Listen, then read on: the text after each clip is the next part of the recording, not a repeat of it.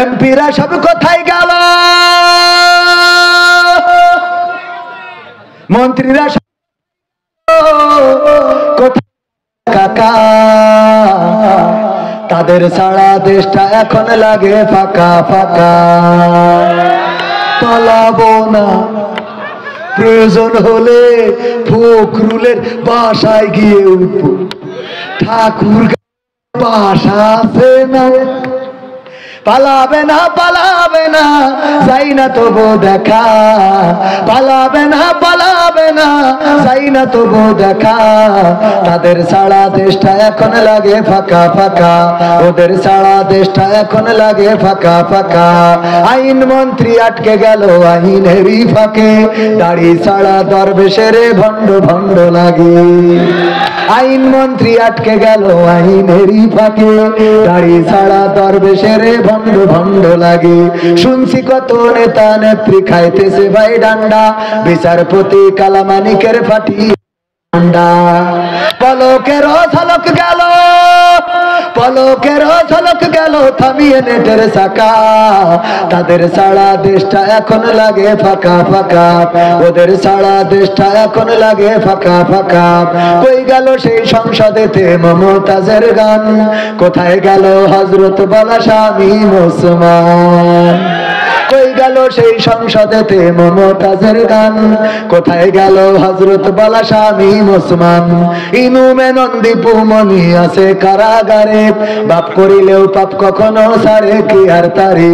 কোথায় স্পিকারের, কোথায় স্পিকারের দৃষ্টি আঁকা বাঁকা, তাদের সারা দেশটা এখন লাগে ফাঁকা ফাঁকা, ওদের সারা দেশটা এখন লাগে ফাঁকা ফাঁকা। কোথায় গেল আরাফাত আর ব্যারিস্টার সুমন, কথা বলার সময় তারা করেনি ওজন। মুরগি কবির খাইছে ধরা, জাফর কোথায় আছে, গোপনে কি সেও গেল মোদি দাদুর কাছে। কোথায় গেল সালামের, কোথায় গেল সালামের কাড়ি কাড়ি টাকা, তাদের সারা দেশটা এখন লাগে ফাঁকা। লাগে না লাগে না, ফাঁকা ফাঁকা লাগে। কিন্তু এই সমাজের এখনো পরিবর্তন আসে নাই। 21 বই মেলাতে আমরা দেখেছি তাসলিমা নাসরিনের বই বিক্রি করার মতো দুঃসাহস করেছে। এমনকি ওই স্টলের যিনি মালিক তিনি ছাত্রদের গায়ে হাত তুলেছে, সে এখনো স্বাধীনভাবে ঘুরে বেড়ায়। তাসলিমা নাসরিনের বই বাংলাদেশে আন্দোলনের পরে বিক্রি করে, আর সেই স্টলের যিনি প্রোপাইটার তার কোনো শাস্তিমূলক ব্যবস্থা নেওয়া হলো না। এটা অন্তত তাওহীদি জনতা মেনে নেবে না। এরপরে বাংলাদেশের বই পাঠ্যপুস্তক সংশোধনীর যে কমিটি আছে, সেই কমিটির মধ্যে রাখাল রাহা নামের এক নাস্তিক রয়েছে, যে প্রকৃত অর্থে মুসলমান পরিবারের কিন্তু নাস্তিক। এই রাখাল রাহাকে পাঠ্যপুস্তক সংশোধনী কমিটিতে আজ পর্যন্ত রাখা হয়েছে।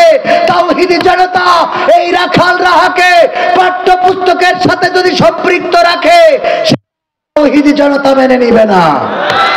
তাওহীদি জনতা রক্ত দিতে 52-তে রক্ত দিয়েছে, 71-এ রক্ত দিয়েছে, 24-এ রক্ত দিয়েছে, আবার যদি প্রয়োজন হয় রক্ত দিবে। কিন্তু বাংলাদেশে নাস্তিক রাম বাম তারা যদি এই দেশে দিতে চায়, বাংলাদেশের তাওহীদি জনতা মেনে নিবে না। আগামীর দিন হোক কোরআনের দিন, আগামীর দেশ হোক কোরআনের দেশ।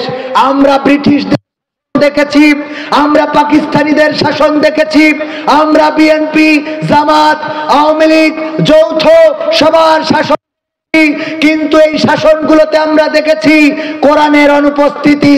এই জন্য আগামীর শাসন দেখতে চাই কোরআন দিয়ে হবে, আর কোরআনের শাসন যারা করতে চায় তাদের পক্ষে থাকতে আসি না নাই। আমাদের বক্তব্য ক্লিয়ার। যদি আওয়ামী লীগ কোরআন কায়েম করতে চায়, সেই আওয়ামী লীগ করতে আপত্তি নাই। বিএনপি যদি কোরআন কায়েম করতে চায়, সেই বিএনপি করতে আপত্তি নাই।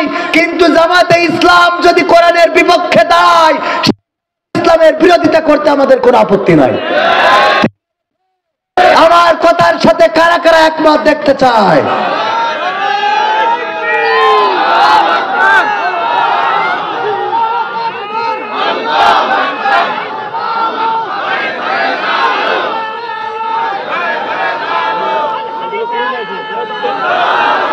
আমি